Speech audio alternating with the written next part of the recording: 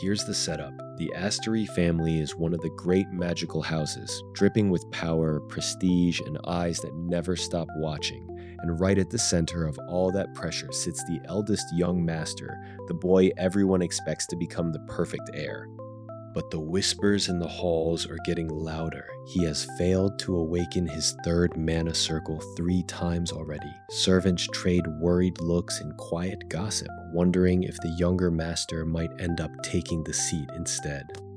They say he has always been a little eccentric. After a brutal mana shock, he spent a whole month bedridden, barely stirring. Then, without warning, the eldest young master opens his eyes. He mutters something no one can quite catch, swings his legs out of bed, and bolts straight out of the mansion. Servants can only stare as their young master drops to his knees in the backyard and starts digging into the dirt with his bare hands. What he pulls from the earth is a glowing blue herb. His hands are scraped raw, but his eyes light up like he has just struck gold. The system chimes in his mind. He has obtained blue basil. And just like that, the truth lands. This is not simply a young master waking from a long rest. Inside him is the soul of a gamer who spent years loving herbs, medicine, and quiet crafting builds. His last memory was as Baekhyun. Now he is Lion Astery. Being the eldest grandson of a legendary magical house is exhausting. Everyone is watching, everyone is waiting for him to become the flawless successor. But what Lion actually wants has never been the throne. It is herbs, healing, and a life that feels like his own. The system still works. Returner Luck hands him a crafting package, and the herbivore-type build he always loved is right there waiting. 50 years after the game's final chapter, he has woken up inside this world with a second chance and a very clear goal. If he works hard enough, he can open a little dedicated shop, earn his own way, and slip free of the heir's seat without anyone getting hurt. So he keeps gathering. Blue basil, aqua rosemary, every glowing plant the system highlights becomes another step toward freedom. Out in the forest, he finds something even better, a rare herb pulsing with a clear blue effect. Another achievement unlocks. For the first time in a long while, Lion feels like he's actually moving toward the life he wants. That is when Granny Sylvia finds him. She calls out to her young master, puzzled by how absorbed he has become in pulling weeds. Lion tries to show her the glowing high-grade herb in his hand, but she sees nothing special at all. Only he can see the true value of these plants. The system's gift is his alone. Sylvia gently tells him it has been a while since he woke, and the head of the family is already looking for him. Lion's stomach drops. Grandfather. He had hoped for more time to quietly raise his skills and slip away. Instead, the head of the Astery family, Patrick himself, is already searching. Lion asks Sylvia to stall for him, then steels himself and heads back toward the mansion. Inside the grand hall, the atmosphere is ice and fire. Patrick listens to the reports. The boy's health is fine, his memory seems intact, yet he still cannot sense mana the way an heir should. And worse, all he has done since waking is pluck weeds. When Sylvia confirms that Leon asked her to say he would come later, the old man's temper finally snaps. Flames roar around him as he demands to know how his grandson dares treat the head of the family with such casual disregard. Patrick seethes that an ill-mannered brat who just woke up should have come straight to his grandfather and said he was all better. Instead, Lion is out there pulling weeds like it is the most important job in the world. The heir's quiet rebellion has officially begun, and the head of the house is not amused. Lion only wanted a gentler path, a life of herbs and healing instead of endless expectations. But first he has to survive the storm waiting for him at home. Next time, the real confrontation begins, and our would-be healer is going to need every bit of courage he has. Right now, our would-be healer is standing in a quiet room full of gleaming, high-grade artifacts, and he cannot quite believe what he is seeing. Everything here feels different from the polished, showy treasures he grew up around. These tools actually look like they were made for real work. He wonders if he really managed to slip away just because his grandson wanted a little freedom, or if rich kid artifacts simply work on a whole different level. Either way, the skill window floating in front of him is very real. Potion making has opened up and the ranks stretch all the way from apprentice to grandmaster. The feel of the tools in his hands already changes with his proficiency, and he decides there is only one way forward. For now, he will simply make 100 potions and learn by doing. He starts the extraction, focusing hard as light and energy swirl around the ingredients. The process flares bright and almost gets away from him for a second, but then the light settles. Success. A low-grade health potion sits complete in his hands, and the system cheerfully confirms it. Gear really does make all the difference, just like he hoped. His health jumps straight back to full, and the title, Beginner Alchemist, locks in. He laughs out loud, pure delight bubbling up because everything is going exactly as he planned. One careful sip of the potion later, though, his body firmly refuses any more. He still tries for one last sip anyway, and the result is an undignified little cough. But the congratulations screen pops up right after, complete with rewards, and he can hardly contain himself. Finally, Beginner Alchemist Level 1 is his. A brand new recipe unlocks at the same time. He checks it carefully, then rolls up his sleeves with quiet determination. This next potion is not just for practice. He has been thinking about it the whole time he gathered herbs. What kind of gift would Grandpa actually like? Something that restores mental fatigue feels perfect for a man worn thin by endless work and responsibility. Great mages keep their bodies humming with mana, but the mind is a completely separate matter. He sets to work with fresh focus. The ingredients release a clean, bright scent that already feels different from any junk item potion he remembers from the game. This time it is real, and the difference shows in every careful motion. Blue light gathers and swirls as he extracts and combines everything. The energy builds higher and higher until the potion settles into a beautiful finished vial. 2-star grade. That kind of quality only comes from high-level recipes, and he knows exactly how valuable 12 full hours of clear-headed rest will be.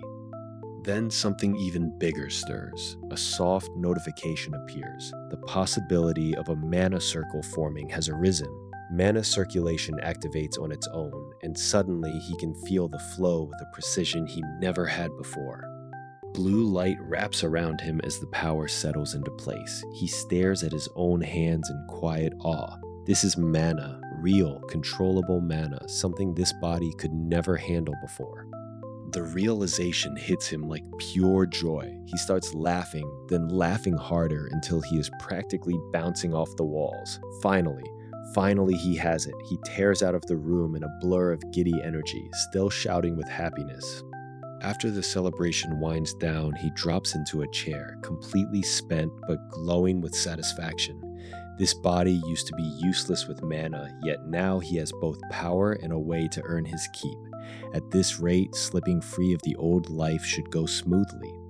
He stretches out, feeling lighter than he has in a long time, until a tiny frown creases his face. Something is missing. He sits up slowly, the comfortable feeling suddenly edged with worry.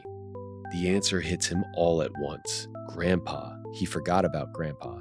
Outside the tall windows, the grand family estate rises against the sky, beautiful and heavy with everything he is trying to leave behind, and the next chapter is going to have to deal with that unfinished promise. Lion is late, and the head of the Astery family is not having a peaceful morning. The old man stares out the window, muttering about some blasted potion and all the trouble it has caused him. His mind drifts back to the glory days. Patrick Astery, leading figure of the hero's party, the kind of legend who could have founded a nation if he felt like it. Those are the things that still define him. But right now, all that power feels useless. He only ever wanted his grandson to live in comfort, yet Lion's frail body keeps scaring him. Money and status are not the problem. Keeping the boy whole is. He remembers the rare smile on Lion's face and softens for a second. Then the worry crashes back in. What good is joy when another mana shock could take the child out for good? Surviving even one is already a miracle. All the head of the family wants is for Lion to look a little healthier, a little more whole. Just then, a servant announces that the eldest young master has finally arrived. Lion steps into the grand study looking calm and composed. He apologizes for the delay. Grandfather immediately asks why he only came now after getting up from his sickbed. Lion admits the latest mana shock gave him a lot to think about. Everyone in the family already knows he has no talent for magic. He tried for so long not to accept that his body simply cannot handle mana. Accepting it once felt like losing any place to stand as an Astery, but something has shifted. This calm version of Lion is the result of finally making peace with himself and studying hard so he would never bring shame to the name. And he brought a gift, a carefully made potion, glowing soft blue, because he figured Grandfather must have been exhausted looking after him all this time. The old man freezes. Something about Lion feels completely different. Grandfather's first instinct is pride, then pure denial. He is a transcendent being. Ordinary potions should not even tickle him. Lion just quietly says he worked really hard on it while thinking of him, so please take it anyway. After a long look, Grandfather dismisses him. The moment the door closes, he is already examining the bottle, muttering that the craftsmanship is absurdly high for a simple mana potion. He decides he wants to feel his grandson's sincerity for himself. Alone, he takes a careful sip. The effect is immediate and gentle. His mind grows calm and at ease. He drifts into a sweet sleep filled with warm fragments of old memories, a peaceful day he had missed dearly. When he wakes, the constant headache that never left him is simply gone. His head feels clear for the first time in ages. Looking at the empty bottle, Grandfather softens completely. Maybe it is time to stop locking Lion away and just let the boy live a long life beside him. Meanwhile, the rumor mill is already spinning out of control. Servants whisper that Lion Ostery will not be around much longer, that the potion was a farewell gift, that he has been out pulling weeds looking for a quiet place to rest forever. Lion overhears the gossip and nearly jumps out of his skin.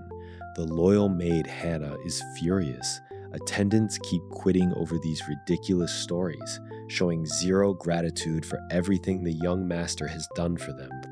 She is mid-rant about loyalty when she suddenly realizes Lion is standing right there. Her face goes bright red. The young master she has been defending so fiercely would very much like to hear every detail of these absurd rumors. The chapter opens on quiet urgency inside the Astery household. An older gentleman arrives late to a private meeting, offering a quick apology as he steps into the grand room. Something serious has come up that could not wait, and the air already feels heavier than usual. He explains he has been dealing with household matters, then gets straight to the point. By the way, what did you call me this early for? The real reason is sitting right there on the table, a potion that needs a very special kind of look. Can you use the witch's eye and take a look at this potion? Magic answers immediately. A brilliant circle flares to life around the bottle, pink light and spinning runes reading every secret the brew is hiding. The result lands like a thunderclap. This is not something the young master should be able to make. The silver-haired observer freezes, eyes wide, as the impossible truth settles over the room. Isn't this the hero's potion? The words hang in the air. What our quiet healer created is echoing a legend most people only whisper about. The legend unfolds in vivid memory. 50 years ago, the world's hero faced the demon race and walked away unharmed, a being so powerful even the gods hesitated to oppose him. No labyrinth in existence could confine him. A fierce, red-haired figure remembers that power well. Somewhere out there, a contract still waits inside a labyrinth, and someone believes finding it is the only way to finally be free. The hero's strength is the key. Back in the present, cooler heads keep the excitement in check. It is still too early to jump to conclusions.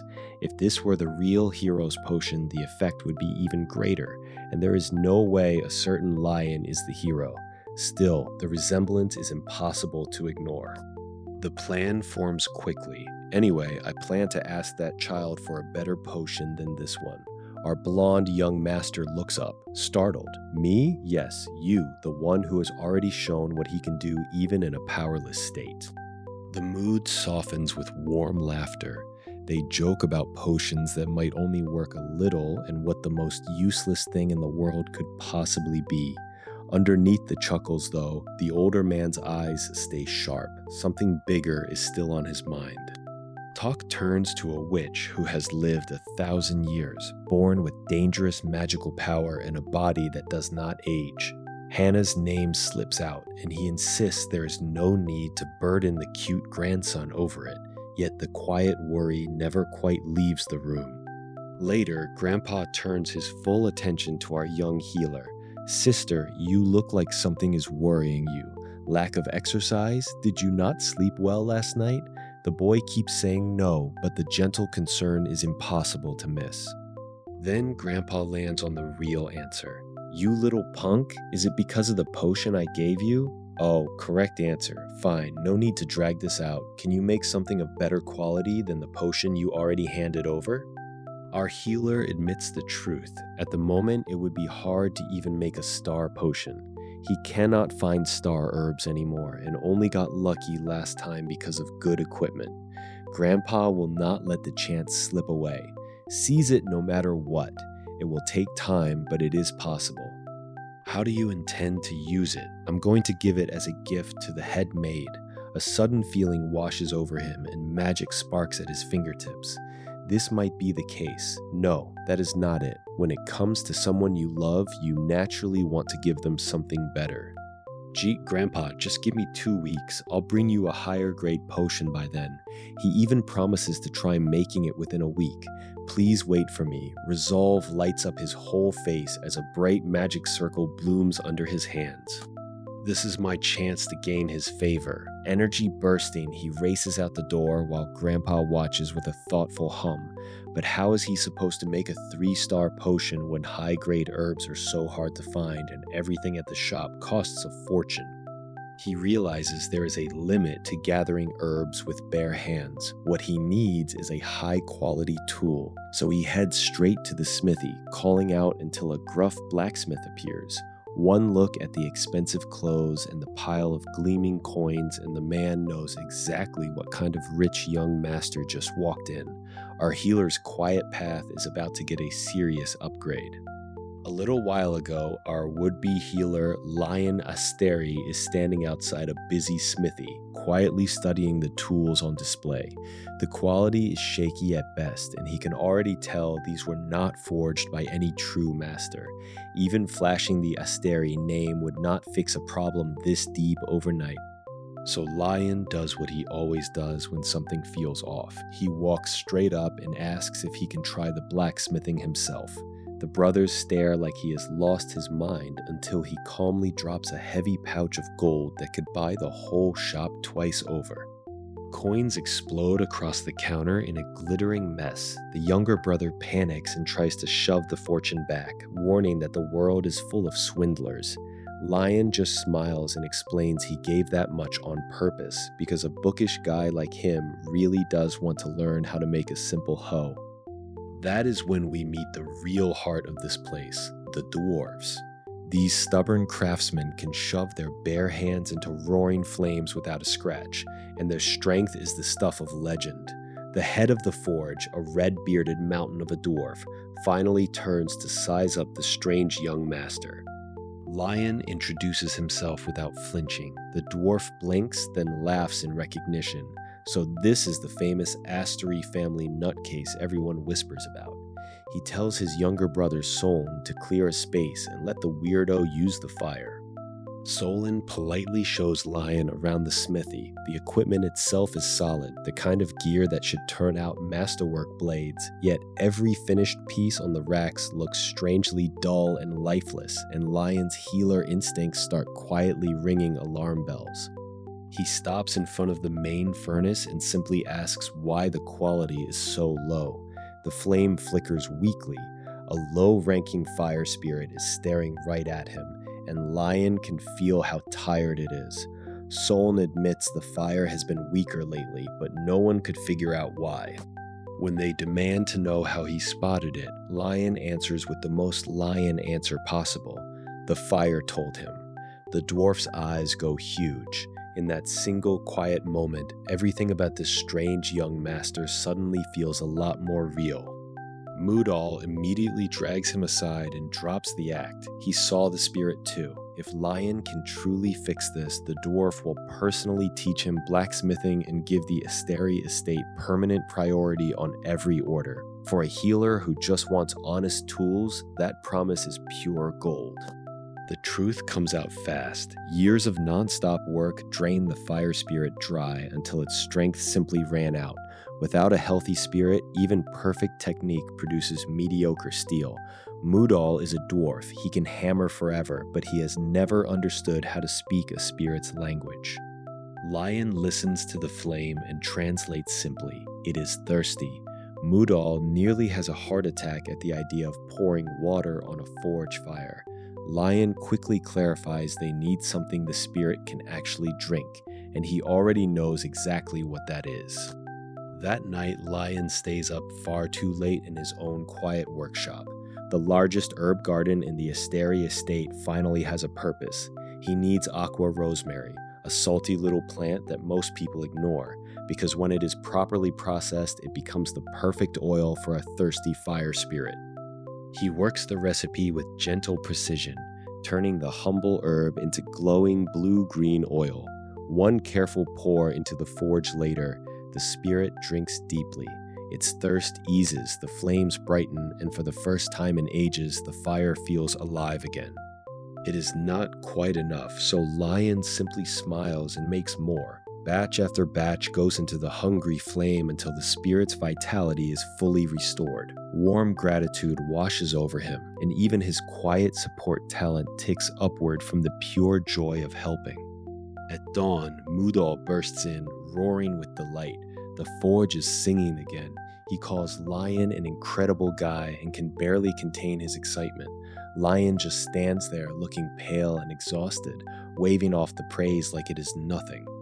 Then his knees finally give out. Staying up all night to heal a spirit was apparently one kindness too many. Moodall lunges forward in pure panic, shouting that you cannot just pass out like that, you punk, while our gentle healer crumples with the softest little smile.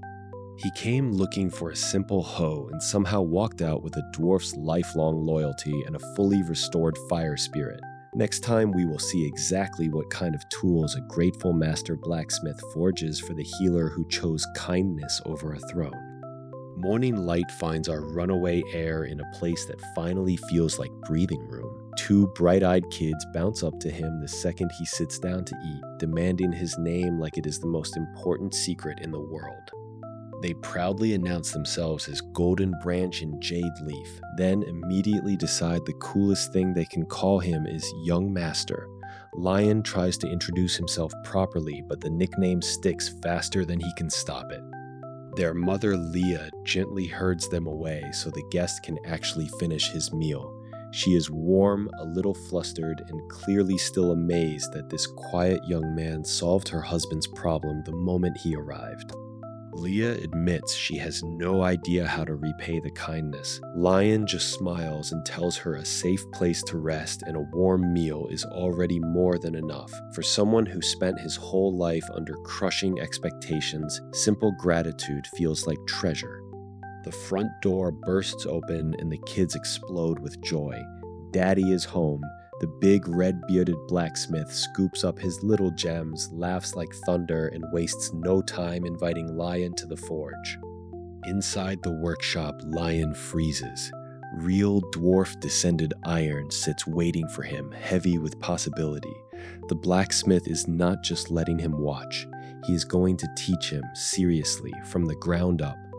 The lesson begins. Heat the iron just right, never let it melt into useless slag, control every swing of the hammer. Strength without precision is just noise. Lion watches every spark like it holds the secret to a freer life. In minutes, a simple hoe takes shape under the master's hands. Attach the handle and it is done. The blacksmith grins and asks if it looked easy. Lion already knows the answer, but he is ready to try anyway. Permission granted to use as much iron as he needs, Lion steps up to the anvil. The first swings are clumsy, sparks fly, arms burn, and the metal refuses to obey. He expected it to be hard, he just did not expect it to feel this alive. Again and again, sweat pours, progress crawls, but something stubborn and hopeful keeps him swinging. If he just keeps repeating the motion, someday the metal will listen. That quiet determination is pure Lion.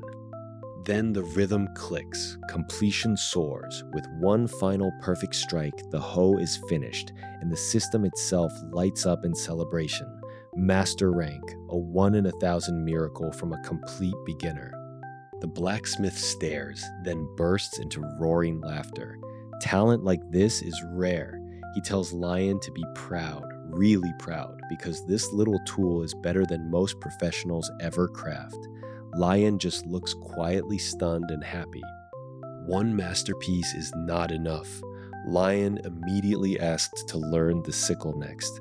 The blacksmith nearly falls over laughing at the sheer persistence, then promises to teach him everything. Night falls while the forge still glows. Under the moonlight, Lion heads out with his new tools, heart set on gathering. Better gear means better herbs, and better herbs mean the potions he has always dreamed of making. A 3-star potion suddenly feels within reach. In the quiet soil, he finds something unexpected, a wild sweet potato vine. He digs carefully, and the earth answers with a perfect tuber. Then the fire spirit's blessing flares to life and turns it into the coziest roasted treat imaginable. Sitting there with a steaming roasted sweet potato in his hands, Lion looks completely at peace. No air duties, no watchful eyes, just warm food, new skills, and a path he chose for himself. Tomorrow, the real healing work begins, and he cannot wait. Chapter 7 opens on pure, cozy energy. Lion has ditched the air drama for something far more important, a perfectly roasted sweet potato, still steaming, and he is treating this snack like the greatest treasure in the world. One careful bite and his whole face lights up. It is messy sweet, nutty, and so good he can barely keep it together. For a guy who spent his life under constant pressure, this simple joy hits different. He keeps going, eyes sparkling, declaring it even better than he remembered. Sweet potatoes this hot will burn your mouth if you are not careful, but Lion does not care. He is living his best quiet life right now. Even the little white bird spirit gets in on the feast. Lion offers it a piece with the softest smile, asking what it wants today, and the tiny companion just fluffs up happily beside him. Between bites, he reminisces about playing the same game as a kid, dipping potatoes in sugar and wondering if that little guy was doing okay. Now he is the one making sure everyone eats well, and it suits him perfectly. Meanwhile, back at the Grand Astery estate, 3 days have already passed since young Master Lion walked away. A worried servant stares at the empty grounds, wondering what on earth pulled the eldest heir all the way out to the eastern fort. The head maid is fretting too, strange rumors swirling around the estate, when suddenly Lion himself comes crashing back through the greenery looking thoroughly travel-worn. Everyone panics at the sight of him. Lion just waves it off with a tired smile. He is fine, really.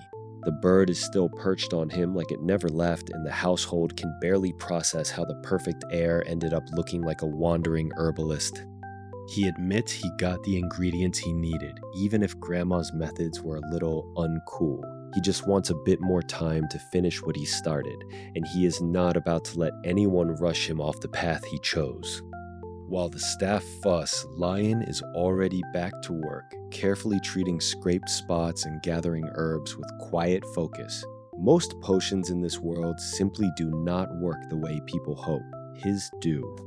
Someone remembers the frail child who once had almost no hope left, and how Lion's rough, determined potion making somehow pulled a miracle out of thin air. That tiny spark of success is still glowing in everyone's minds. A few days later, the results speak for themselves. Sylvia sits across from her sister, stunned. The potion Lion made actually worked on her clouded mind and heavy heart in such a short time. That should have been impossible. The weight of what this means settles over the room. A potion of true hero quality made by a boy who walked away from power. And with it comes an old, dangerous legend about heroes who appear when the world is drowning in chaos, then vanish without a trace once peace returns. Sylvia's voice softens with fear and love. She has already walked that battlefield once. She refuses to feel that same dread over her own grandson. If Lion really carries a hero's spark, then right now is the time to hide their puppy well. Patrick argues it is not fair to chain herself to the family forever just to shield him. Sylvia only smiles that knowing witch's smile. The most pointless thing in the world, she says, is worrying about a witch who has already made up her mind. A knock interrupts them. A striking woman with long dark hair steps into the light, calm and certain. Since their puppy has already given her the chance to live a little more like a person, she will gladly stay close and protect him. Word spreads fast through the halls. A new maid has arrived, and she is to be Brother Lion's personal attendant. Even Adel, the second son, can only stare as the next quiet chapter of Lion's chosen life begins to take shape.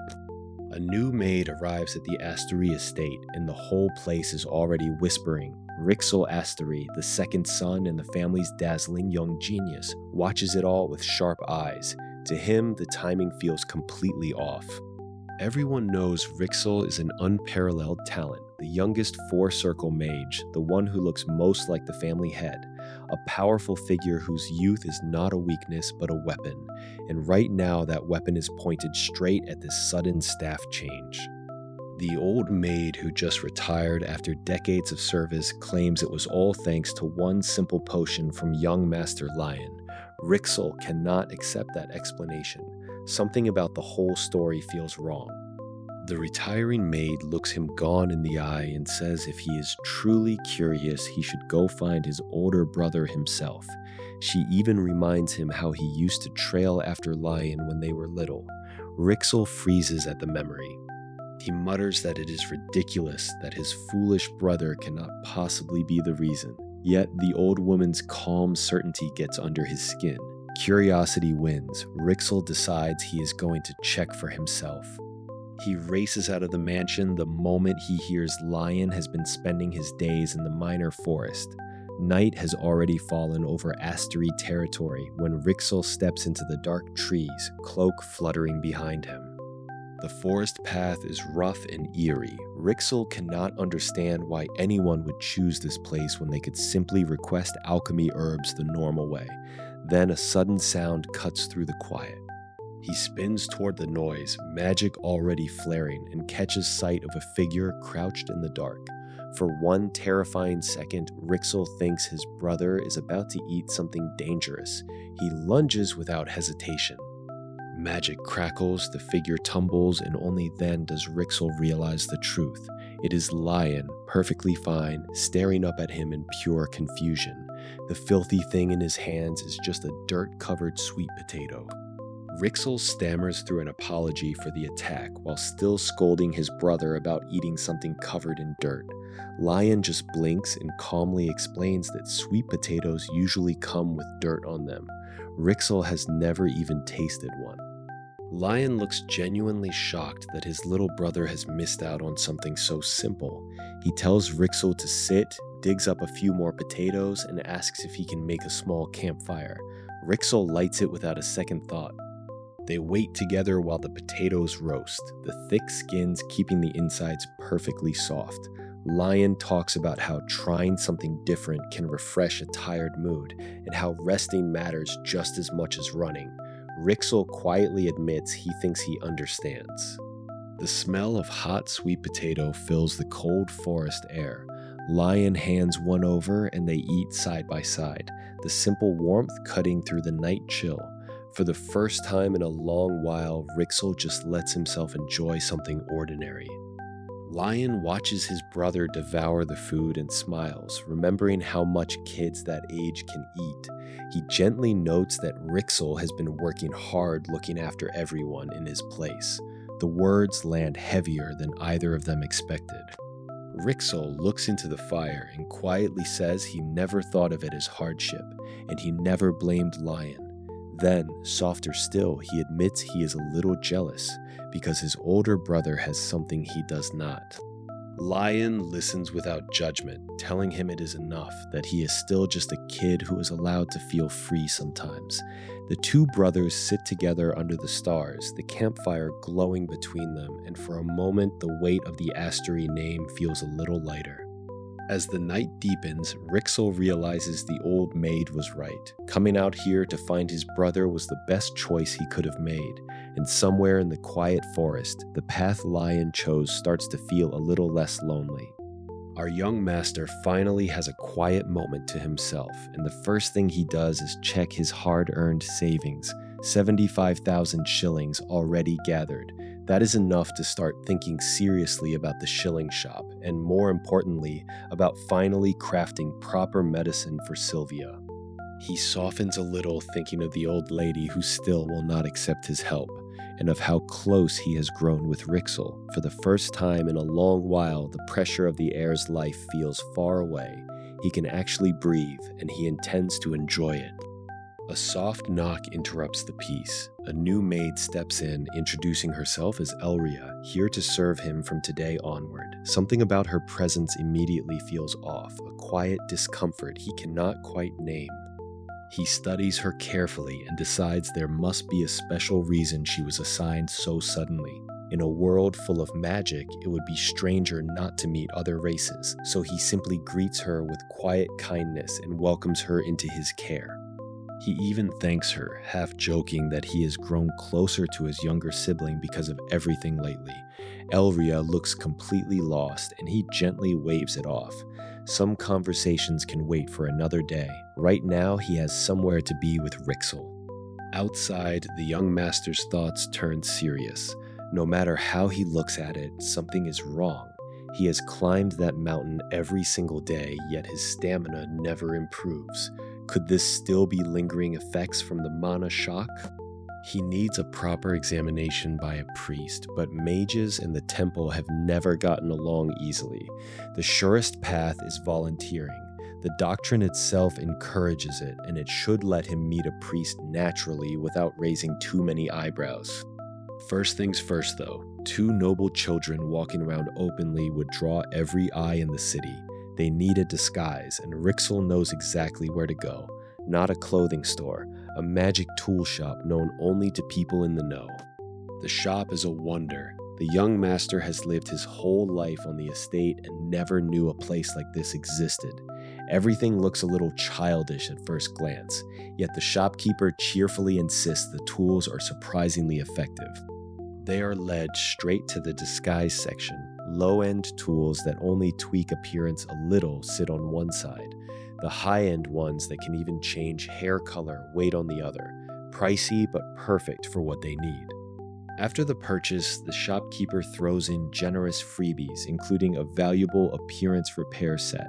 Rixel immediately offers the extras to his brother with a bright smile. The young master accepts, already feeling the quiet joy of a plan coming together. In a quiet alley, they put the disguises on. The magic settles perfectly.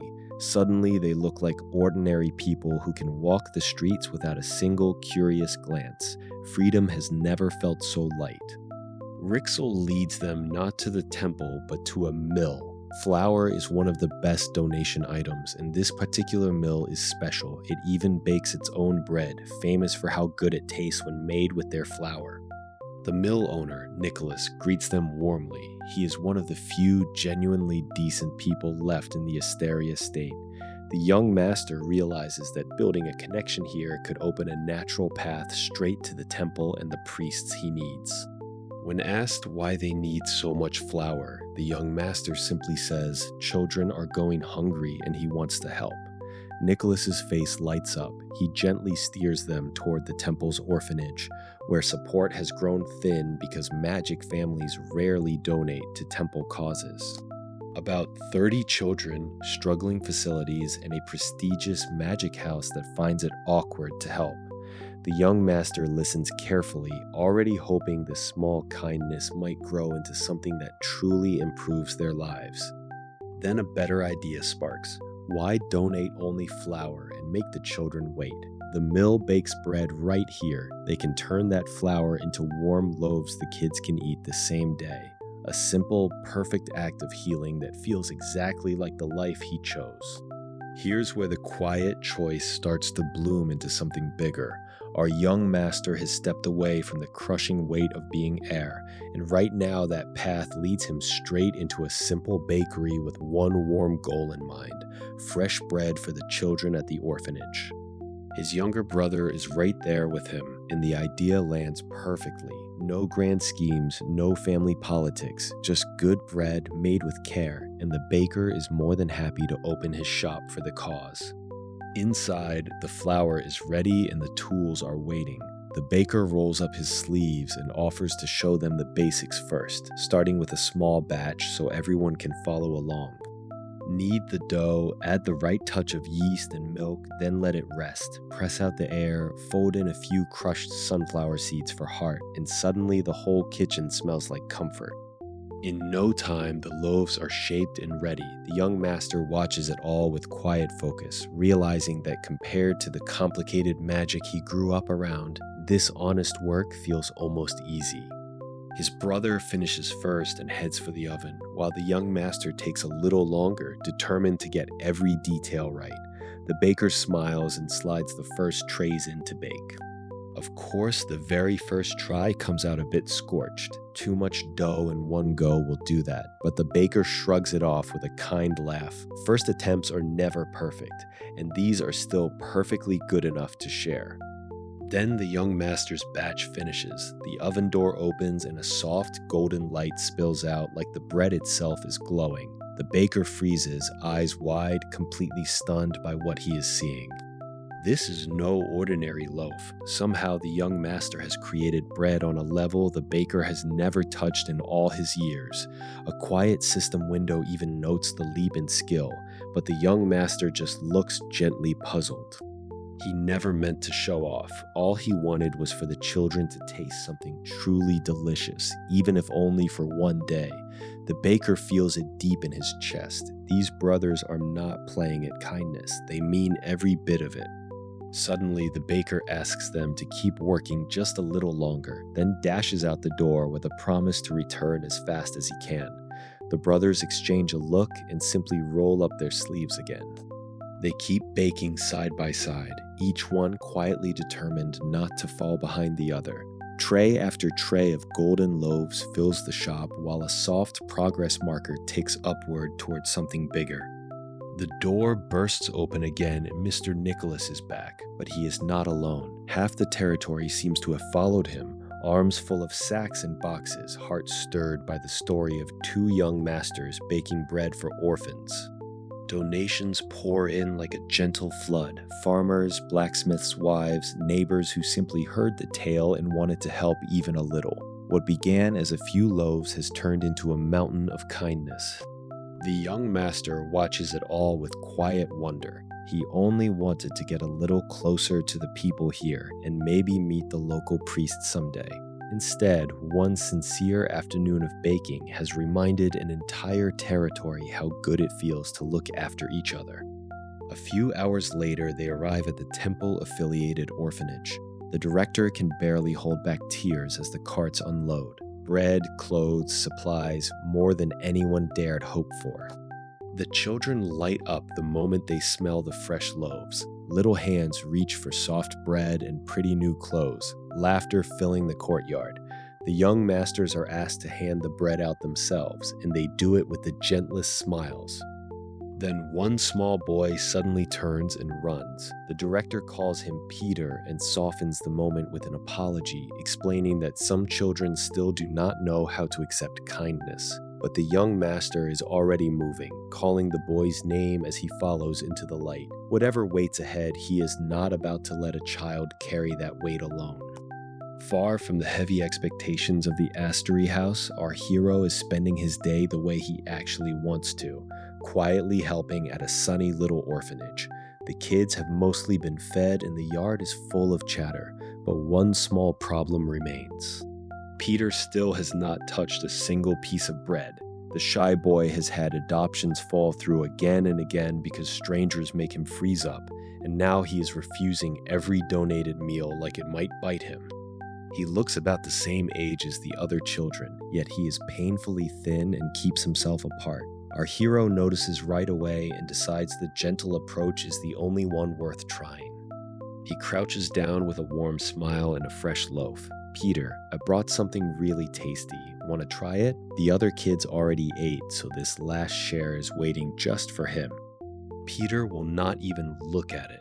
When our hero playfully threatens to eat the share himself, the boy bolts. Simple sulking is one thing, but refusing food when he is clearly hungry means he needs space more than pressure. The volunteers head inside while the remaining kids play. Our hero stays behind a little longer, dozing off under the trees until the yard grows quiet again. Peter thinks every adult is a hypocrite who only shows up for the warm, fuzzy feeling of volunteering and then disappears. He is mid-rant when he realizes someone is still there, smiling and holding bread. Our hero admits the bread smelled too good to leave. He offers it again, and when Peter stubbornly refuses, he simply starts eating it himself. That does the trick. The boy snatches the loaf and takes a huge bite. One taste and Peter's eyes go wide. It's so good. Our hero even hands over his own share without hesitation. Ordinary bread, nothing fancy, yet it tastes better than anything the boy has had in a long time. Sitting together under the trees, Peter wonders why something so plain can feel this special. Old wounds surface. Every kind adult before only wanted something, and every adult has turned out to be a liar.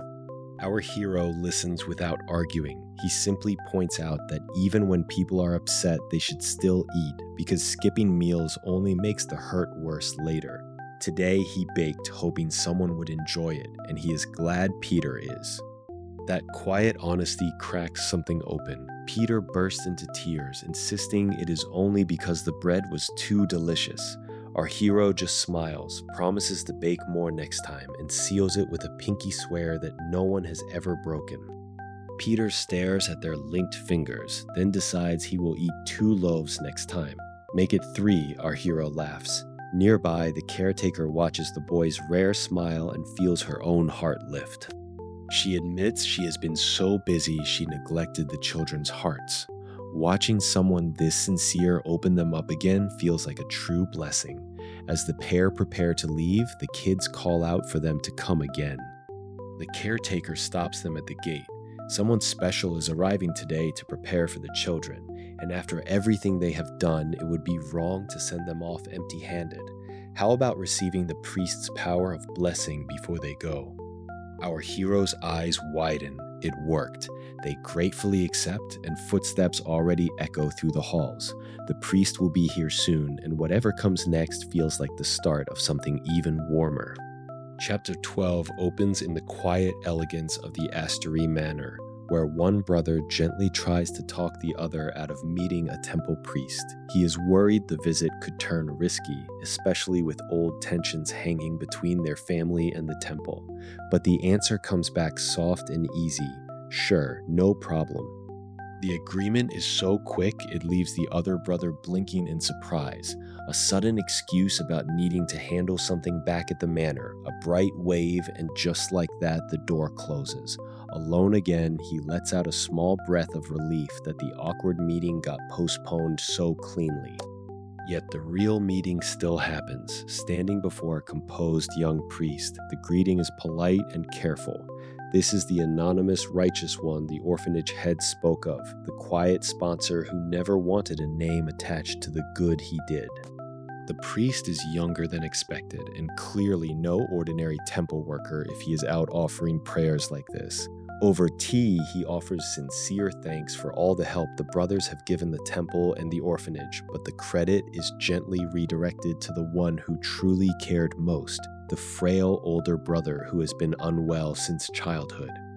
Honesty follows the gratitude. This visit is not pure charity, it is a deliberate show of sincerity toward the priest. The priest listens, notes how unfortunate it is that such a kind person still suffers, then quietly admits he also slipped away from the temple's eyes to be here. Then comes the real request. In 3 days at this same early hour, could both brothers return together? The priest wants to examine the frail one's condition himself. Back at the manor before dawn, that news is delivered in a rush to a brother who still cannot sleep. The offer is accepted with a soft laugh. Being called sick almost feels comforting, even if recent days of running around have quietly built a little more stamina than before.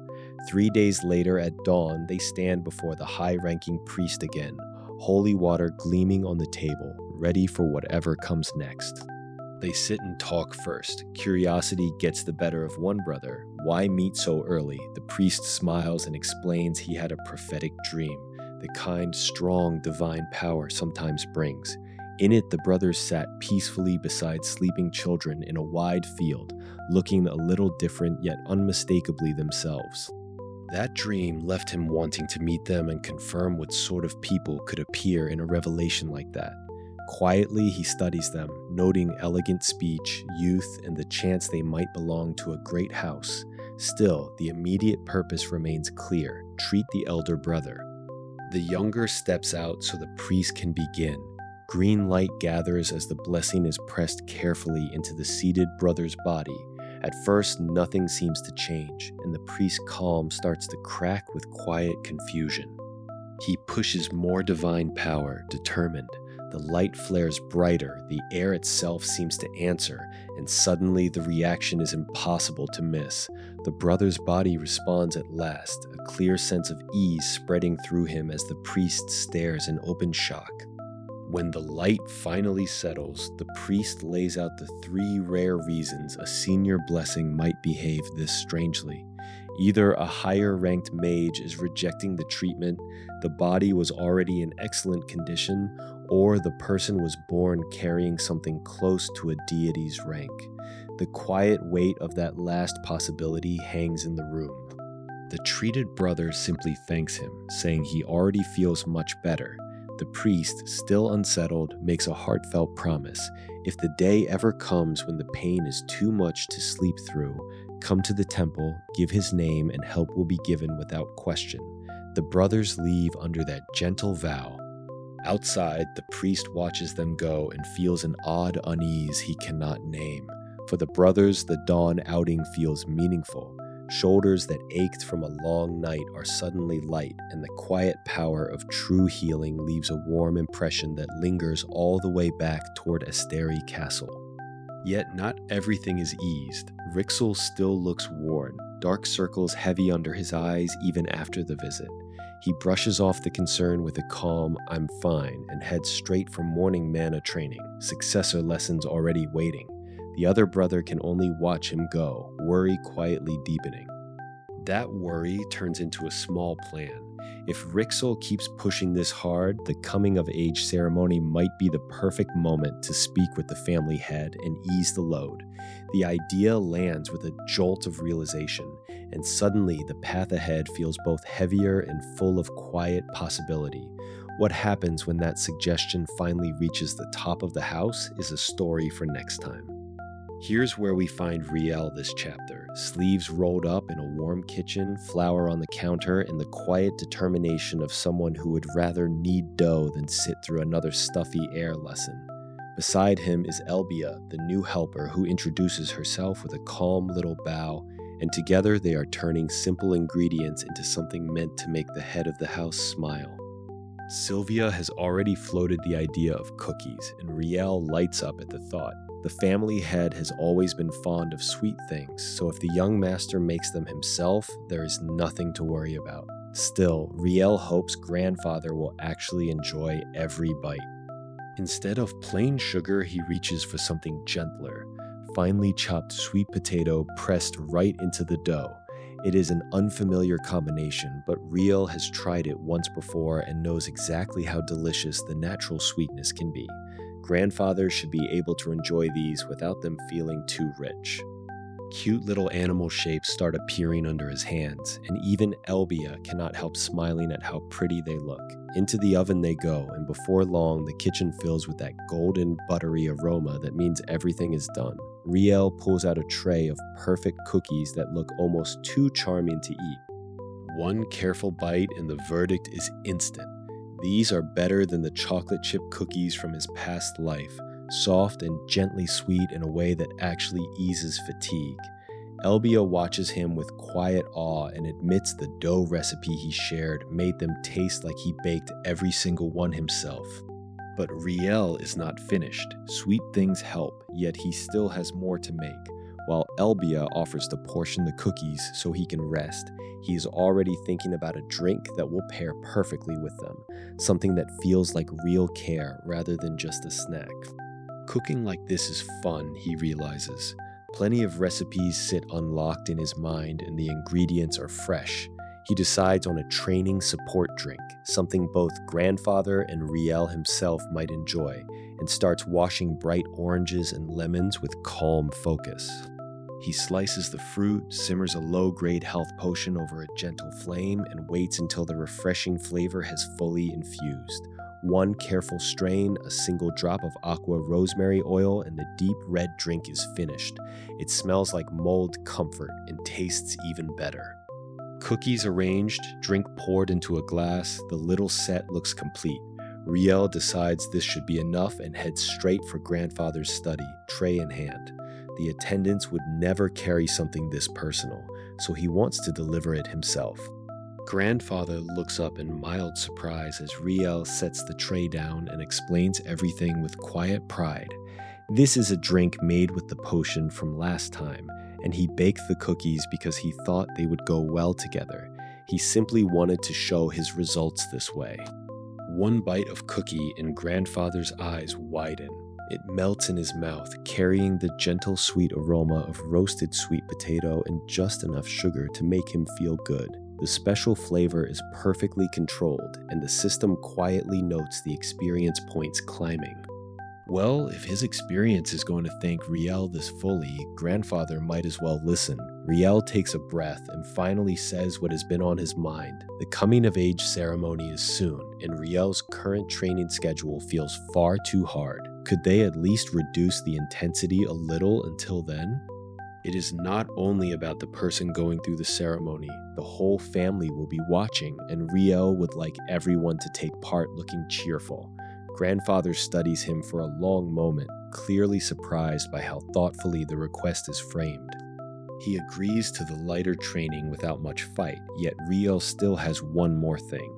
The role of the coming-of-age ceremony does not stop at simply holding the rite. If it is meant to show the person at the center, then even the way wealth and care are displayed should feel elegant and true. In other words, Riel is gently asking grandfather to figure the rest out and do it well. The older man sits in stunned silence as the request sinks in. Riel simply offers a polite smile, says he will be on his way, and leaves the study with quiet confidence. Alone with his thoughts, grandfather murmurs that he can prepare everything properly for the boy. Meanwhile, Riel walks the long hallway with a lighter step, already turning over ideas for what comes next. The cookies and drink were only the beginning. The real healing of this family's expectations is just getting started. Riel is finally free of the heir's crushing schedule, and the first thing he does with that freedom is pure chaos. Green healing light swirls around him as books and papers go flying, and he shouts for his brother at the top of his lungs. His younger brother walks into the absolute disaster zone that used to be Riel's room and just stares. Riel bursts out laughing at the mess, half embarrassed, half delighted that he cleaned the whole place himself for once. The two brothers settle into a quiet talk. Riel admits he wanted to handle things on his own, and his brother softens, realizing just how much their grandfather still cares about him even after everything. But the warmth turns bittersweet fast. Riel thanks his brother, then quietly confesses he still hates how every kind gesture gets tangled up in succession politics and the weight of being the heir everyone watches. The real reason for the visit comes out. The Astery family's coming-of-age ceremony is approaching, and with it, the famous Labyrinth of the Library ritual, a magical trial that guides each young heir toward the skill they need most. Riel's brother worries he might struggle without strong mana, but Riel waves it off. The ritual itself is mostly ceremonial. The actual crisis is something far more ridiculous: the clothes. The head of the household has one fatal flaw: zero sense of aesthetics. The ceremonial outfit waiting for Riel is a full-on fashion disaster of clashing colors and ridiculous flair, and Riel looks ready to abandon the entire ceremony over it. Sylvia has been working overtime on these outfits, and Riel is determined to stop the madness somehow. He wants the whole family in matching clothes that actually look good, something worthy of the occasion instead of a walking joke. So Riel heads straight to the orphanage and greets little Leah with a warm smile. She lights up the moment she sees him, and he gently asks for a favor: an introduction to the incredibly skilled tailor who once helped out nearby. Leah points him toward the shop, and Riel sets off with quiet hope. But when he arrives, the place looks abandoned and run down, nothing like the workshop of a master. He steps inside anyway, calling out softly. The tailor, Andri, recognizes him instantly as the young master from the orphanage. Riel drops the disguise and introduces himself properly as the eldest grandson of the Astery family, then simply asks for a skilled tailor who can help with ceremonial clothes. Andri ushers him inside with nervous hospitality, embarrassed by the shabby surroundings yet proud of the awards still hanging on the wall. He brings out tea and the cookies he baked himself, and Riel accepts both with genuine kindness. One bite of those cookies and Riel's whole face lights up. The flavor is bright and alive, crisp then melting, like a story of first love unfolding on his tongue. He declares it pure art, and Andri watches in stunned silence as this so-called discarded heir of the Asteries savors every crumb with pure joy. Moved by the food and the company, Andri finally speaks honestly. He can craft beautiful clothes, draft perfect patterns, embroider better than anyone. But if word spreads that he sews for nobles again, the other houses will turn on him, and Riel might even be mocked for wearing his work. The reason cuts deep. Andri is the illegitimate child of a noble family, and that single fact turns support into rumors and isolation. He has only commoner clothes left to show, yet Riel simply asks to see them, caring only about the skill itself.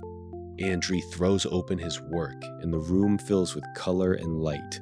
Riel's eyes go wide. These pieces are a feast of stars, the work of a true master hidden away in a forgotten shop. For the first time, the path to the ceremony close looks bright, and something even better is beginning to take shape between them. Andri the tailor is practically glowing with excitement. Ready-made cotton pants and ordinary fabric are fine for most people, but this is House Astery, and he finally has the chance to pour real skill into something worthy of a coming-of-age ceremony. He dreams out loud about supplying high-quality fabric so perfect that everything else looks plain by comparison. When the young master of House Astery appears, Andri can barely contain himself. The young master is characteristically humble about the whole thing. A great opportunity, he admits, but he is sure he will only end up embarrassed wearing clothes made under someone else's name. Andri will not hear of it. By the coming-of-age ceremony, there will be 3 outfits, and Andri swears he can craft them so flawlessly that no one will find a single thing to criticize. The young master simply asks if he can truly do it. Andri's answer is immediate and full of fire. He will take full responsibility and show off his talent to the fullest. Beautiful clothes from fine fabric, made without a single worry. What tailor in the world could refuse an offer like this? Just give the order, young master. The young master wants the clothes to feel rich, yet keep a similar amount of flair, near but far, similar but clearly different from one another. Andri listens carefully, already sketching the vision in his mind. Then the realization hits him like a spark. If he makes these, the lord of the house will also be wearing clothes from his hands. Andri panics for a second. He is a tailor that many noble lords truly dislike, but the young master is calm. Those people have nothing to do with House Asteri, and no one would dare speak against them. That settles it. Andri declares he will make everything to the very best of his ability. When the young master asks if he already has a fabric in mind, Andri produces something legendary, the fabric catalog of House Asteri itself, a treasure spoken of like a myth among tailors. Just being allowed to open it leaves Andri with no regrets. Page after page of rare fabrics from beyond the continent, silks once worn by elves, materials crafted by mages. He can barely breathe. There is not a single fabric he does not love. Then one entry stops him cold, a fabric a certain young lady used to wear often, something he never forgot after touching it once. The catalog calls it a great mage's affection. Could it have been made by the mage himself? The young master does not hesitate. Can Andri work with this fabric? Of course he can. Before measurements can even begin, the young master's younger brother arrives with an entire parade of support and servants. The room fills with noise and boxes. Andri is overwhelmed in the best way and vows once more to create a true masterpiece. With the chaos settled, the young master makes a quiet request that catches Andri completely off guard. When he has time, could Andri teach him some sewing too? Not anything grand, just a chance to try it lightly with his own hands. Andri is stunned, then deeply moved. He can already see the skill and passion in the young master's eyes and the care he is putting into these clothes. It would be a shame not to understand that hard work from the inside, so he agrees to teach everything, starting with measurements and free exploration of the workshop. Left to his own devices, the young master studies an old cotton pants pattern and decides to begin with honest hand sewing. He pulls out a magical master's repair set that renews itself when used. The moment the needle moves, something unexpected happens. Sewing turns out to be surprisingly calming. He expected frustration with something so small, yet the focus steadies him. Guidelines appear thanks to the tool. Speed comes naturally, and before long, the cotton pants pattern sits at 80% completion. Not bad at all for a first try. Andri returns, sees the work, and can hardly believe it. Crooked in places, yes, but for a complete beginner, the skill is already impressive. The sight jolts a forgotten truth loose in him. True custom formal wear is founded on hand stitching. Inspiration floods back, and he dives straight into the work, lost in his own world again. The younger brother gently reminds everyone that the young master has dinner scheduled with the head of the house. For now, the needles and fabric will have to wait, but between a legendary catalog, a calming new craft, and clothes that will carry House Asteri's name, something warm and quietly powerful has already begun. The young masters of the Asteri house have arrived, and the Marquis is already ushering everyone toward the dining room. Grandfather is waiting, and for once the whole family is gathering under one roof for a proper meal. It is rare enough that the air itself feels a little heavier with expectation. Grandfather looks around the table and asks the obvious question: what brings all three of them here at once? One of them tries to brush it off as simple family time, but the old man is not fooled. He knows exactly how rarely this house sits down together without some political reason hanging over the soup. The conversation turns serious fast. Grandfather has been handling imperial duties for so long that the house itself has grown brittle, and he admits he is doing all of this to protect his grandson. Rixel sits quietly while the weight of that protection settles over the room like a heavy cloak. Inside, Rixel's thoughts are already pulling away from the heir's path. He does not want to spend the rest of his life buried under the treasures and expectations the previous head left behind. All he wants is the quiet freedom to heal, not to sit at the head of a house that keeps demanding more. The meal finally begins in earnest. Plates of warm food fill the long table, and for a moment it almost looks like an ordinary family dinner. Rixel watches his grandfather and the others, quietly noting how rare it is for all of them to share the same space without an agenda. Someone points out that grandfather must have been eating alone for a long time. The old man does not deny it. Rixel's expression softens as he realizes just how lonely the head of the house has been, and how much this single meal might mean to him. Rixel's thoughts drift to his own brother. He imagines how hard it must have been to endure everything alone, and a quiet resolve settles in his chest. If nothing else, he wants this family to stop leaving each other isolated in their separate corners of the estate. The mood lightens a little as they actually start eating. Rixel is gently reminded that he does not have to handle everything alone anymore. For the first time in a long while, the table feels less like a battlefield of expectations and more like a place where people can simply sit together. Then Rixel carefully steers the conversation towards something that has been on his mind all day. He met a tailor earlier and discovered a peculiar piece of fabric still kept in the family estate. The moment he mentions it, grandfather's attention sharpens. Grandfather remembers the fabric instantly. Years ago, he chose the finest magical wool and wove protection into every strand, hoping it would keep his only daughter safe no matter what weather or misfortune came her way. The cloth was made with a father's whole heart. Rixel listens, eyes soft, as grandfather admits the fabric still remains even after everything else has changed. The old man never expected anyone to bring it up again, yet here is his grandson holding on to that quiet piece of the past. For a moment, the whole table goes still with shared memory. One of the brothers suggests they should all wear clothes made from that fabric together. Grandfather actually laughs, a real warm sound, and agrees it is a good idea. Rixel smiles too, quietly relieved that something so personal can become a bridge instead of another heavy secret. With the heavy topics gently set aside, the conversation finally flows the way a family meal should. Rixel is given permission to focus on preparing for the coming-of-age ceremony, and for once no one is pushing him back toward the heir's throne. He can simply be present. After the meal, the house shifts into quiet preparation mode. Decorations go up, support arrives from every corner of the family, and Rixel finds himself with actual free time.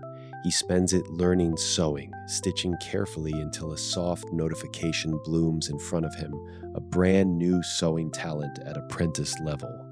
The new skill is welcome, yet something still nags at him. Why sewing and not cooking? He stares at the empty space where a cooking talent should be and wonders, just for a second, whether he simply has no gift for the kitchen at all. The doubt is small, but it lingers. Before he can spiral too far, Andre arrives with news that all the formal clothes are finished. Rixel looks up, ready to be pleased, until the maid's expression catches his eye. Something about the finished garments is wrong, and the quiet comfort of the evening suddenly tilts toward a new mystery. The dressing room is already overflowing with fabric and fittings when Andre arrives, and something about the young master's formal outfit still feels unfinished. Everyone can sense it, even if no one can quite name the problem yet. This is supposed to be a perfect look for the party, and the pressure is quietly mounting. Andre lights up the moment the young master walks in. The formal suit is ready, a true masterwork waiting on its stand, and he invites him to try it on at once. For a moment, everything feels like it might finally click into place. The young master slips into the jacket and the whole room seems to brighten. The cut, the fabric, the quiet elegance, it is breathtaking. Even Andre, who has seen countless outfits, can only stare in quiet pride. Yet the young master's expression stays troubled. The suit is flawless on paper, but something essential is still missing, and Andre can see it too. A quiet warning appears. Without that missing piece, he will not be able to wear it to the party. Then it hits him. Standing before the mirror, the young master touches his bare collar and realizes the truth. The neck looks empty, no necktie, no bow, no cravat. Nothing to give the outfit its final accent. Andri beams with pure delight. Of course, the young master would notice. The suit itself is complete, yet it still needs that personal touch, that quiet finishing note that turns clothing into something more. They begin talking through the possibilities. Formal neckties for grandfather, something lighter and more youthful for the others. Andri suddenly grows serious and asks for a favor that catches the young master completely off guard. Could the young master finish the family member's clothes himself, and if possible, handle the embroidery too? Andri offers to teach him every stitch, every technique from the ground up. The request is huge, and the young master's eyes go wide. Andri explains the heart of it. Long ago, he made clothes for a young lady who turned out to be the young master's mother. When she thanked him, he finally understood. The real work is not just perfect seams, but making clothes for the people you love. If the Lord once poured magic into every stitch for his child, then the hands that finish this outfit should belong to the young master. There are things even a master craftsman cannot put into fabric, only family can. The young master accepts without hesitation. They settle in and begin designing the necktie together. Refined dignity for the Lord, bright youthful energy for the second young master. Every detail chosen with care and quiet affection. Andri walks him through the structure of a proper necktie, the silk, the proportions, the way a single fold can change everything. Then comes the embroidery, a simple leaf connected to its branch, carrying the meaning that the family remains forever linked. Texture matters more than flashy patterns. Andri asks only for 3 days and places his full trust in the young master. That quiet belief settles over the room like a warm promise. A few days later, the real work begins. The young master sews until his fingers ache and his shoulders burn, pricking himself again and again, yet refusing to stop. Every imperfect stitch is another step towards something that actually matters to him. He keeps going, even when his eyes sting and the needle feels heavier than any sword. Progress is slow, but it is real. And then, in a sudden blaze of light, a brand new talent blossoms. Tailor. With the talent unlocked, he finally understands the key. He sets aside the usual shortcuts, trusts his own hands, and the necktie begins to take shape with a master's quiet grace. The value climbs, the matching scores evolve, everything is coming together. One last push of embroidery and the necktie is finished. Finest quality, glowing with care. The entire suit set rises to a brilliant 4-star ranking, a masterpiece completed by the young master's own hands. For the first time, the outfit feels truly complete, and the path he chose for himself shines a little brighter. Here we are with Lion, still chasing that quiet craft he loves more than any title. After days of careful work, he finally steps back from the finished formal suit, and the system lights up like a celebration. A clean 4-star rating drops right onto the masterpiece he poured his heart into. The set effect activates and the whole ensemble sparkles with quiet pride. Lion can hardly believe it. This is the first time his hands have earned a 4-star creation, and the relief on his face says everything about how much that gentle validation means to him. He still has his own finishing touches left, and he reminds himself to stay calm. No rushing, no overlapping designs with grandfather's or brother Rixel's pieces. Just steady, thoughtful work the way a true healer approaches every careful stitch. Inspiration hits. Instead of an ordinary necktie, he decides on a clean stick tie, something elegant and entirely his own. He cuts the fabric with quiet focus, already picturing the single jewel that will sit right at the center. Among the family jewels, he finds a deep purple stone that catches the light exactly like his own eyes. He sets it carefully into the tie, and the moment it clicks into place, the whole piece feels complete. Done. The system erupts. Not only does the new creation earn another glowing achievement, it unlocks the skill shop and showers him with a staggering 150,000 shillings all at once. Lion can only stare, half laughing in pure disbelief at the windfall his quiet talent just delivered. Of course, the universe refuses to let him savor the moment. The door flies open and a very stressed attendant drags him back to reality. 3 straight all-nighters before the coming-of-age ceremony is apparently not the look the family wants. Lion protests that the skill shop just opened and he only needs a tiny peek, but the young master's orders win. Sleep first. The glittering new shop will still be waiting when he wakes, even if every fiber of him wants to dive in right now. Morning arrives and the grand Astery mansion is already glowing for the ceremony. Lion steps out in the suit and stick tie he poured his heart into, and the first people who see him simply stop. The soft purple jewel at his throat catches every eye. Brother Rixel is waiting, looking him over with quiet pride. The tie especially suits him, Rixel says, and Lion feels a warm little rush of relief. All those late hours were worth it if even his brother notices the care stitched into every detail. The twin masters of the Asteri family make their entrance together. Chandeliers blaze, guests turn, and the hall itself seems to hold its breath. Today, the spotlight belongs to Lion, the heir who has finally come of age, even if the path that brought him here was never the one everyone expected. Grandfather pulls him aside for a moment of private worry, warning him away from certain dangerous company. Lion answers with a gentle smile. He has no intention of getting tangled in anyone's schemes. His only goal tonight is to leave a quiet, good impression and nothing more. When Lion steps forward and introduces himself properly, the entire hall listens. He keeps the speech simple and sincere, thanking every guest and every heir who came. No grand claims, no political theater, just the calm dignity of someone who already knows what kind of life he wants. Whispers ripple through the crowd the moment he finishes. It is not just the heir they are staring at. The clothes themselves seem to lift him, carrying a quiet splendor no ordinary tailor could have managed. Guests lean in, wondering whose hands created something so perfectly suited to the young master. Rixel finds him afterward, eyes shining with pride. The speech, the presence, the way Lion carried the whole room without ever raising his voice. Even grandfather offers a rare, warm, well done. For a moment, the weight of the family name feels lighter than it has in years.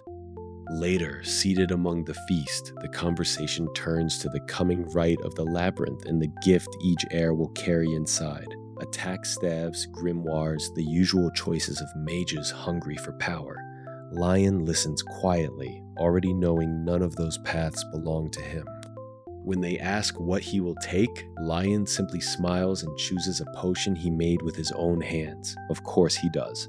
While everyone else reaches for flashy magic, our healer reaches for the quiet craft that has always felt like home. And something tells me that single choice is going to matter more than anyone in that glittering hall can yet imagine.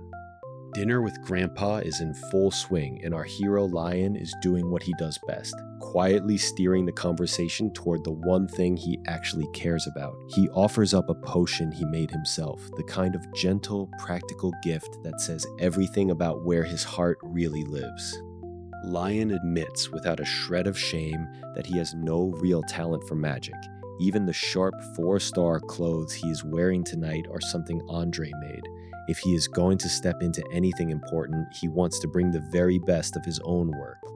Grandpa listens with that calm, knowing look of his and mentions the labyrinth, the place that will reveal knowledge suited to a person's true skill. Then he drops the real question. Is Lion interested in politics or in the successor's seat? Lion's answer comes fast and clear. No, not even a little. Grandpa notes how quickly he shut it down and casually drops that he already believes Rixel will become head of the family anyway. That brings Rixel straight into the conversation. Grandpa looks his younger grandson in the eye and asks if he can cherish his brother as much as his own life. Rixel swears it on the family's honor and his mana, no hesitation at all. Grandpa simply says that is enough. The weight of the heir's seat is already sliding off Lion's shoulders and the room feels a little lighter for it. The real pressure in the Empire, it turns out, is coming from elsewhere. The narration lays it out cleanly. The succession headaches that once threatened the Asteri family have settled, but the Imperial bastards are still tangled in their own fights, and the famed swordsmanship house, the Bidentis family, is the real storm on the horizon. The Bidentis family is infamous for a brutal succession ritual that leaves almost no one standing. Grandpa mutters that it is good they are busy tearing themselves apart for now, because running into them would be nothing but trouble. He tells Lion to keep living like a free little kitten, doing exactly what he wants. But the moment those eyes glow, the warning is crystal clear. If Lion gets hurt, Grandpa will not let it slide. Lion privately decides the safest path is to stay quiet, peaceful, and very much in one piece. With the heavy talk finished, they simply enjoy the rest of the meal. Later, while Grandpa and Rixel are buried in noble headaches, Lion has his own work to do. Those wonderful clothes of his have already started a quiet storm. The moment people realize Lord Lion is wearing something special, they flock to him like moths to a warm lamp. Everyone wants to know the designer. Lion smiles and offers to introduce them, but only if they are truly interested in the clothes themselves. He explains that the designer is an illegitimate child of a noble house who was cast out and once sold clothes to commoners. Some still turn up their noses at that kind of past, especially those circling the first prince. The tension between the two princes has made Andre an easy scapegoat. But these guests only care about the craft. Lion finally names him, Andre, whose boutique sits in the southern part of Asteri territory. The room lights up with recognition and relief that the talented tailor has been under their family's protection all along. Reservations are almost gone, only 3 spots left. Then the air changes. Marchioness Clarentia Bidentis herself steps forward, head of that infamous swordsmanship family, calmly asking for training clothes and comfortable everyday wear because she can no longer use what she has. The moment her presence settles, half the room invents sudden back pain and remembered errands. They scatter. Lion, unfazed, simply treats her like any other customer. A lot of clothes will take time, but she does not mind. The remaining slots fill in a heartbeat, and Lion is quietly pleased that Andre will be satisfied. Word arrives that the family head's test is ready. Lion heads off without a flicker of nerves, even with the first Prince Terrace and second Prince Kyle watching. Rixel, ever the protective little brother, slips him the potion and warns him to be careful, looking more like Grandpa than ever. Alone in the familiar halls, Lion feels the old memories rise. This place was always his refuge when his magic refused to awaken. After the long war, the first family head hid a treasure here. Whatever waits behind that door is valuable enough to matter even in the game he once knew. The door answers his presence with a surge of power so strong the whole chamber vibrates. Magic circles blaze to life, the ancient seals peel back, and Lion stands at the threshold of whatever the first head left behind. Something big is about to open, and the next chapter is going to show us exactly what kind of treasure a healer might need. Deep inside the Asteri estate sits a place most people only whisper about, the family's legendary library labyrinth. It is supposed to be a trial of knowledge, a living maze of books that tests anyone bold enough to step inside. But the moment something goes wrong, the whole thing snaps shut and becomes an inescapable dungeon. And tonight, something is very wrong. Books tear free from the shelves in a storm of paper and light while the corridors twist like they have a mind of their own. Guests and staff freeze as the air itself starts to hum with unstable magic. Rixel feels it immediately. The library he knows should never open like this. One second he is trying to make sense of the chaos, the next the entire space is collapsing around him in a roar of flying pages and raw mana. While everyone else is thrown into panic, Rixel is pulled straight into the heart of the labyrinth. Light wraps around him, the books answer to something inside him, and a golden system window blooms in the air like it has been waiting for this exact moment. Achievement unlocked, labyrinth made of books. In one quiet breath, he gains the right to read every volume in the collection. His intelligence and mana surge, and a high-purity mana circle forms around him like the library itself has chosen its new master.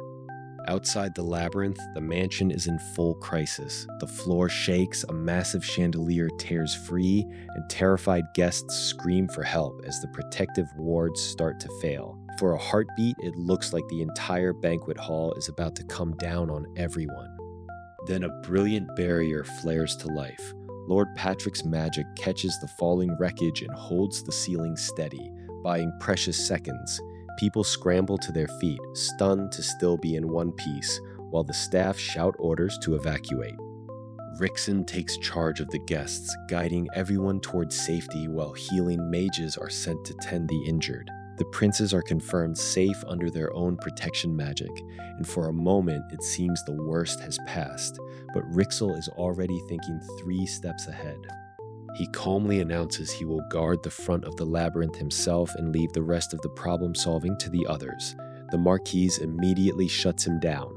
It is too dangerous, they still do not know what is wrong, and the next head of the house cannot simply throw himself into an unstable dungeon. Rixel does not back down. He looks the Marquis straight in the eye and makes it clear he is not asking permission. After a tense beat, the older man relents, and Rixel's brother quietly offers to help as well, the two of them stepping forward together while the rest of the family is ushered to safety. Once the guests are clear, a sharp-eyed woman from another house stays behind. She studies Rixel like she already knows more than she should, and asks the question hanging in the air. Why did he remain when everyone else fled, and why does he seem so certain the person inside is still alive? Rixel simply says he will help. When pressed for a real reason, he offers a perfectly ordinary excuse about a clothing reservation he refuses to let get ruined, plus a quiet dislike of plans being thrown off. The woman almost smiles, then decides she will wait nearby just in case. Orders fly. Elria is told to raise a barrier around the entire labyrinth so no information leaks out, and the staff begin restoring the damaged halls. Whatever secret is unfolding inside those walls, the family intends to keep it contained. Meanwhile, Rixel stands alone in a sunlit field that should not exist, staring at the glowing achievement window. The labyrinth is cleared, that much is certain, but he has no idea what he actually did to clear it, and the system is not offering any helpful hints. He tries to collect the reward the way he remembers from the game, only to realize nothing works the same. His mana barely rose. The usual rules do not apply. Something fundamental has changed, and the only explanation that keeps circling back is far stranger than a simple dungeon clear. Then the pieces click. Grandfather sealed the Demon King 500 years ago and hid a treasure inside this very labyrinth. The maze opened the instant Rixel stepped in, as if it recognized someone else entirely. Not Lion Astery, but the hero whose gear was left behind as that treasure. Rixel stares at the empty field, heart pounding with quiet wonder. If the labyrinth truly sees the hero inside him, then everything he thought he knew about this second chance is about to change, and the real reward is still waiting to be claimed. Our hero stands at the edge of another impossible choice. The so-called treasure everyone whispered about might belong to the legendary hero himself, and the system seems to have quietly judged that simply finding a stored item counts as progress. But he already knows the truth in his bones. He cannot stay frozen in this place forever. If the only strategy left is to tackle the illusion head-on, then that is exactly what he will do.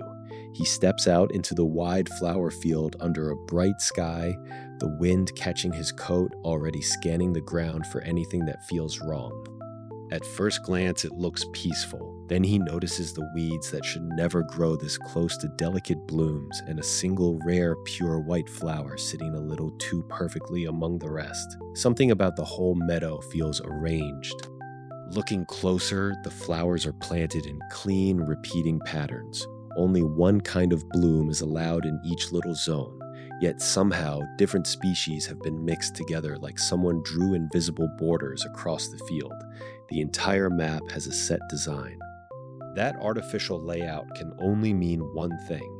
There must be an important key hidden somewhere that breaks the rules of the planting, a strongest point that will let him slip out of the illusion entirely. He just has to find the place where flowers that hate each other were forced to grow side by side. He stops in the middle of a suspicious patch, closes his eyes, and lets his consciousness stretch outward along the faint pulse of mana in the earth. The circuit that answers him is elegant and strange, almost beautiful in how deliberately it was woven. When he opens his eyes again, the world has changed. Glowing blue threads of illusion magic hang in the air like spider silk, and he can finally see the places where 3 different plants were forced together, the dangerous knots that will trigger new spells if he touches them wrong. Moving with careful steps, he circles the worst clusters and follows the cleanest paths until the threads suddenly thin out. Right there, under a quiet patch of grass, he feels the source of the whole illusion waiting for him. He drops to one knee and starts digging. The ground gives way easier than expected, but the remaining mana threads are still stubbornly in the way. Time to open the selling shop and see what tools he can actually afford. Most of the shiny options are wildly out of his price range. The old key is tempting, the magic detector looks useful, but both cost more than he can spare. In the end, the humble pair of trap scissors is the only thing that makes sense for someone at his current ability. Purchase confirmed, the scissors settle into his hand with a soft glow, and he wastes no time snipping the last glowing threads that bind the earth. Every cut feels cleaner than the last, the illusion's grip loosening with each soft snip. With the threads gone, he digs in earnest, dirt flying, until his fingers hit something solid. A wooden chest rises from the soil like it has been waiting years for exactly this moment. He can hardly believe it is real. The system chimes the sweetest words he has heard all day. Reward claimed. Golden light pours out, the chest opens, and for one perfect second, everything feels like a victory screen. He actually did it. The hidden treasure is his. Then the light twists. The item he just earned slips out of reach, the interface flickers, and a brand new message appears that no one asked for. Story mode is activating, and our hero has exactly 0 idea what that means. Far from the flower field, inside a grand hall heavy with banners and tension, high-ranking figures gather under the soft glow of crystal lights. Reports are calm on the surface. The earthquake caused confusion, yet no further repercussions have surfaced, and even the flowers of consolation arrived safely. But the real conversation turns sharper. The head of the Rosette swordsman family and the others speak in careful tones about the temple and the underworld, 2 powers that must never be allowed to learn too much. Information at that level could spread like wildfire. And then comes the quietest, most dangerous line of all. Lion, they say, may carry some kind of connection to the hero himself. If the wrong people notice that special power, everything these men have tried to keep buried could come crashing into the light. Our healer's quiet path just brushed against something much larger. Here's where things get quietly mysterious. Our healer is staring at a hastily written note, the kind that makes your stomach drop even before you finish reading. The older man beside him confirms it really is the elder brother's handwriting, rushed but unmistakable, and thankfully free of any red Kool-Aid or worse. They turn the paper over, searching for answers. What does it actually say? The older man hesitates with a quiet "well," and our hero simply holds the letter, the weight of family secrets settling on his shoulders again. Whatever this note is, it is about to pull him somewhere he never expected. The path leads to a sealed door marked with a warning not to open it until the right time. Darkness swallows everything for a moment, and then the world shifts. Our hero clutches his head, dazed, as a stored memory begins to play whether he is ready or not. He tumbles straight into someone else's past. Judging by the title, this is an elder brother's memory, and right in the middle of it, he spots a familiar face and blurts out Patrick's name in pure shock. The memory is from the day Grandpa received a special item from the hero himself. The vision is fuzzy and incomplete, full of half-heard words about something desperately needed. Our hero mutters that he should have been more careful with the character composition, because now he cannot even remember who set this whole thing up. Still, the glimpse is enough to change everything. When the memory ends, he is left staring at a simple wooden chest. He has peeked into a stored memory, and inside that chest sits the hero's treasure, a family blocking accessory set. It feels like the item showed him an important scene, yet he barely got any real information out of it. He turns the little box over in his hands, thinking it through. If he had to guess, the treasure was left roughly during the Demon War, hidden with Grandpa for the day it would be needed again. Overpowered people used to hide items like this for extra experience, and now it has fallen into his lap.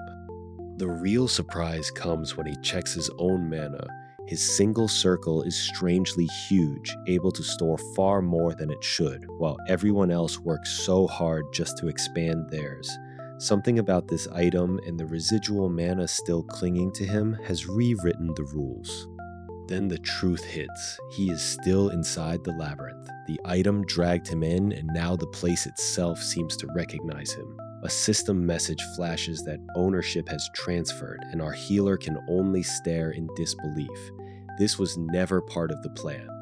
The labyrinth is a total mess. The entrance is broken, the book stored inside will vanish if he leaves it like this, and Grandpa will definitely scold him for the chaos. He does not want to get scolded, so he does the only sensible thing a kind-hearted healer would do. He decides to restore it. Restoration is possible, but it will take time. 6 hours, the system cheerfully announces, which somehow translates into a whole month of being stuck inside. He writes a quick mental note to Grandpa and Rio not to worry, then hits the restore button and watches the labyrinth rebuild itself around him in a rush of green light. When the light clears, he asks the system to send him straight to the end of the labyrinth. A swirling portal answers, and suddenly he is standing at the edge of a vast, glowing lake. He can hardly believe something this beautiful was waiting at the finish line. The lake is full of rare grade fish, the kind that can keep a person fed for the entire month he now has to survive here. Luckily, the place does not look dangerous, just quietly magical. He still has the fishing supplies he bought earlier, so he settles in with a rod and a hopeful heart. The first few bites are ordinary carp, nothing special. He reels them in with patient focus, muttering that at least he will not starve. Then the line goes tight in a completely different way. Something big and powerful is fighting back, and our healer's eyes light up with pure excitement. He plants his feet and pulls with everything he has. The water erupts as a massive purple labyrinth carp launches into the air, scales flashing like treasure. Congratulations flash across the sky. He actually caught it in the middle of a forgotten labyrinth with nothing but a fishing rod and quiet determination. Our healer just landed the catch of a lifetime. One legendary fish down and a whole month of labyrinth life still ahead. Whatever else this strange place is hiding, our hero is going to face it the same way he faces everything now, with patience, a healer's heart, and the quiet joy of choosing his own path. Next time, we find out just how deep this lake and this adventure really goes. Out here in the labyrinth, far from the Astery family estate and every eye that used to watch him, our hero is doing something wonderfully simple. He is fishing. And the moment that line goes taut, the whole quiet afternoon lights up. Splash, thrash, and there it is, a massive purple labyrinth carp thrashing on the end of his line. The system even pops a cheerful little congratulations. He has just landed a genuine 3-star catch, and the look on his face is pure delighted disbelief. He holds the huge fish up with both hands, eyes sparkling. Wow, it is really big. For a second, he wonders if this is exactly why everyone else comes out here to fish. Then a brand new talent notification blooms across his vision. Fishing. Even better, his alchemy preference ticks upward just from handling the catch. He decides right then that this nourishing carp is dinner. No grand air banquet, just a quiet meal he's going to prepare with his own hands. First things first, he needs a proper place to cook. He wanders until he finds a perfect open stretch of grass and water, then sets up a simple wooden table right there under the open sky. The freedom of it feels almost luxurious. He unpacks the alchemy kit he brought along, just in case, and discovers a free fire starter tucked inside. One spark later, and a cheerful little campfire is crackling to life. Having a fire definitely makes the atmosphere better, he thinks with a soft smile. Everything is clean and ready. He lays the carp out and decides primitive grilling is the best way to enjoy it tonight. While the fish cooks, he also drops a bit of material into his alchemy jar, watching it bubble into something useful with quiet satisfaction. Skewers loaded with vegetables and fish go over the flames. He carefully points the skewer heads downward so the juices stay locked in, then turns the carp so it cooks evenly. The smell alone is enough to make the whole evening feel like a small celebration. At last, the primitive grilled carp is ready. He sits down alone by the fire as the sky turns gold and pink, takes that first careful bite, and the flavor hits him like a warm wave. Not bad at all. In fact, it is kind of magical. The labyrinth carp is earthy and rich, the skin crisp, the flesh tender. He savors every bite, already thinking this is the kind of taste that makes a person want to write recipes and share them. For the first time in a long while, he feels completely, quietly content. Then something unexpected happens. A soft chime, a glow, and his maximum mana has actually increased just from eating the grilled carp. He stares at the notification in pure shock. No way. Food can expand a mana pool? If mages ever found out about this lake, they would empty it overnight. He carefully sets the leftover essence aside for later study, still grinning at the discovery. Even the system seems impressed, bumping his alchemy proficiency rank upward. While the last of the light lingers, he gathers herbs he has been collecting all over the labyrinth. This place is basically a higher level hunting ground just for him, full of materials waiting to be turned into something gentle and useful. Days blur into a peaceful rhythm. He catches 3 more fish, stores them neatly, and starts thinking about using leftover flour to make a simple slush. Every morning, he checks the little crops he planted near the forest edge. The banana sweet potatoes are coming along nicely. On one of his gathering walks, he spots something new. Delicate crowned daisy flowers growing near the campsite. It is his first time seeing them, and they are prettier than he expected. A quick check shows they can actually be sold for a decent price. He gathers a bright handful, already imagining the grilled fish and crayfish meals still waiting in his future. Out here, with no one demanding he become the perfect heir, every small discovery feels like a quiet victory. And tomorrow, the labyrinth still has plenty more to show him.